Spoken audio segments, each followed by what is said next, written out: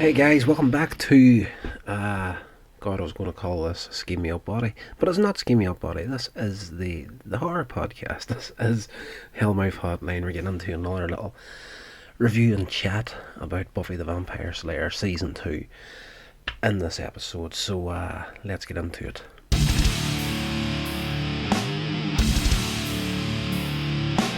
So guys, this is Season 2 Episode 6. This is entitled Halloween, and a very, very good episode. Like, we're starting to pick up steam here. Got off to a strong start with Season 2, then we had a couple of standalone stories that were, more story building than anything else, but we're finally getting into a little bit more action in this episode. Plot wise, Buffy and Angel, they finally agree to a date, but Buffy is delayed by a vampire, and as Angel's waiting for her at the bronze, Cordelia shows up and starts flirting with him. And when Buffy finally arrives, she sees Angel talking to Cordelia and turns to leave, but Angel tries to stop her, and Buffy's kind of like, she's kind of down on her whole appearance and whatnot after fighting with the vampires, and just the whole thing of not being a regular teenage girl again. And she decides to just leave. At the next day, Principal Snyder is at the school. He is absolutely brilliant in this series with Armin Shimmerman. A lot of people probably know him better as Quark from DS9, but he's brilliant in absolutely everything he does. He's absolutely great. And Buffy, he forces Buffy and her friends to chaperone small children as they trick-or-treat for Halloween. Larry, the school bully, threatens Xander while asking him about Buffy. Xander tries to stand up to him, and then he's saved by Buffy from the school bully, and that they're just like, nobody wants that, when you're in the high school environment, getting saved by a girl when you're trying to defend her and she doesn't know anything about it. So, Xander loses about 220 man points in this part of the episode. Buffy and Willow, they speculate about what type of woman Angel was attracted to when he was human, and to find out, they decide to sneak into Giles' office and borrow the passed down Watcher's diaries. The gang heads to a new costume shop, Ethan's costume shop, where Willow gets a Halloween ghost costume and Xander buys a toy gun to go with his army fatigue outfit that he has at home. Like, he's a $2 king of Halloween costumes.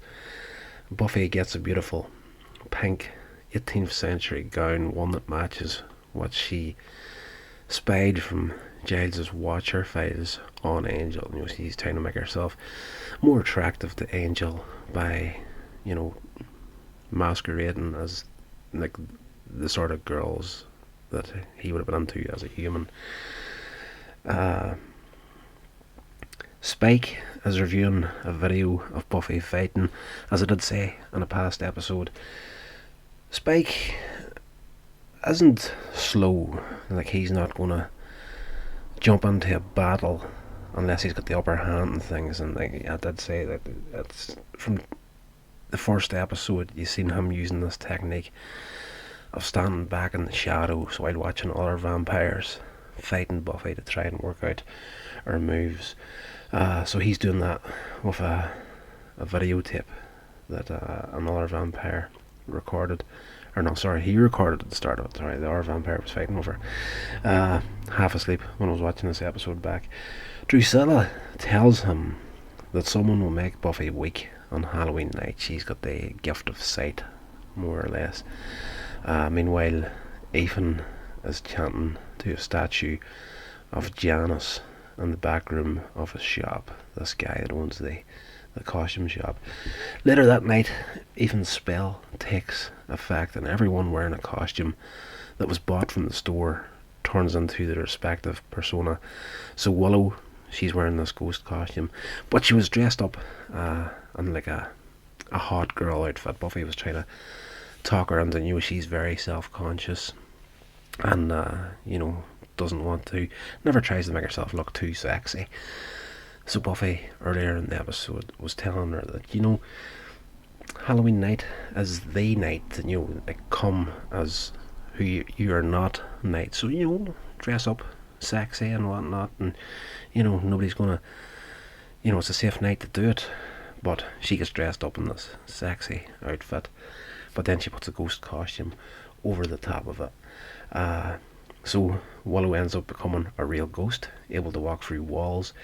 Xander and his $2 army fatigues and toy gun turns into a US soldier, and Buffy turns into an actual 18th century noblewoman. With Buffy incapable of fighting the threats around them, Willow is forced to take the lead and rushes them to Buffy's house. Outside, Cordelia screams and Xander goes out to save her. But this is how they figure out what is happening, because Cordelia bought like a sexy cat outfit, and she's the only one that's not affected. Her and Angel both. Of course, he's not dressing up as monsters for Halloween. But Cordelia, having not bought her costume from Ethan's store, she hasn't been affected by anything that's going on, so that's how they work it out. Angel shows up, takes Buffy into the kitchen. As Angel tries to kill a vampire that has sneaked in, he reveals his vampire face. Now, I should say, these notes are a little bit off.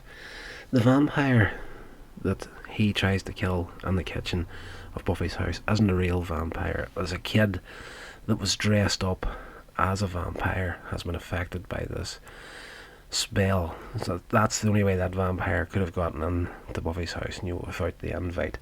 So it's not an actual vampire. He reveals his vampire face, Angel does. Buffy is horrified when she sees what he is and runs out of the house. Like, she's just, at this point, you know, it's not Buffy anymore, it's this 18th century noblewoman. Arriving at the library, by walking through the walls, Willow tells Giles about Ethan's costumes, and they head to the shop where Giles reveals that he knows Ethan, but not to Willow. When he sees this guy, Ethan, he tells her to get out, run, leave, and they go head to head with each other, Giles and Ethan. He forces Ethan to tell him how to reverse the spell.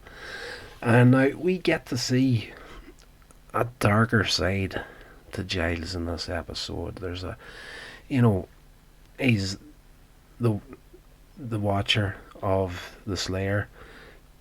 That's really all we know about Giles up to this point. But this guy Ethan and Giles know each other from the past, and Ethan calls Giles Ripper. So there's a history there that we don't get to discover within this episode, but we do get to see a bit of a darker side to Giles before the episode finishes.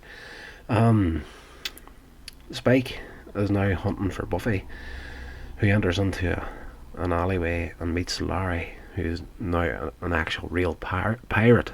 He dressed up in a pirate's costume, so now he's a sea pirate. Go arr. War. Xander arrives to beat up Larry, while Willow shows up to warn them of Spike, and Xander does beat the living tar out of Larry, and when he's finished with the fight, he turns around and he's like, I got a weird sense of closure from doing that. He got his man points back at the end of this episode.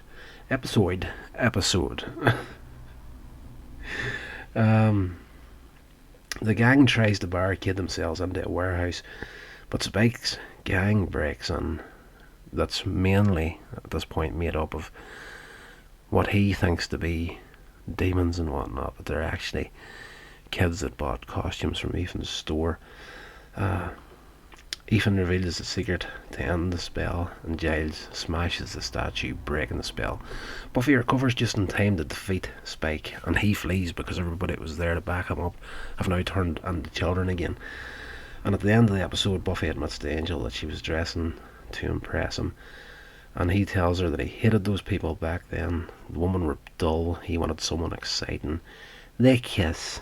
It's all lovely and nice and sweet, and the next day Giles returns to the store to find All the stock is gone, but a note has been left by Ethan that simply says, "Be seeing you." This was a great little episode. I love these sorts of things where, you know, like the characters get switched up a little bit, and you know, Xander getting to be the hard man in the episode for a change, and Willow gets a nice boost in confidence by the end of the episode. She's been walking about throughout the whole thing as a ghost, but she's been forced to do it wearing this costume that she was just like, you know, she would rather be, she wouldn't be caught dead on normally, but she's been forced to, because she's now an actual real ghost, can't touch anything. She's had to wear this thing throughout the entire episode, and at the end of it, when she wakes up in her own body again, and she's got the actual ghost costume on over this little skimpy outfit, she takes it off, thinks to herself, and she's about to put it back on. She's like, no, screw that, and she walks off. And again, we get to see Oz at the end of the episode, and he's in his van, and he sees Willow crossing the road, and he's like, who is that girl? You know, that's happened a couple of times throughout this season so far. So it's a great little episode. It was good to see Spike back and Drusilla. They were sidelined for an episode or two there, and yes, we're going to be seeing more of them throughout the remainder of season 2. So that's going to do it for this episode, guys. I hope you enjoyed it, and I will be back again tomorrow with another little review on the Hammer collection. This has been a production of Coins Age Media. Thank you so much for listening.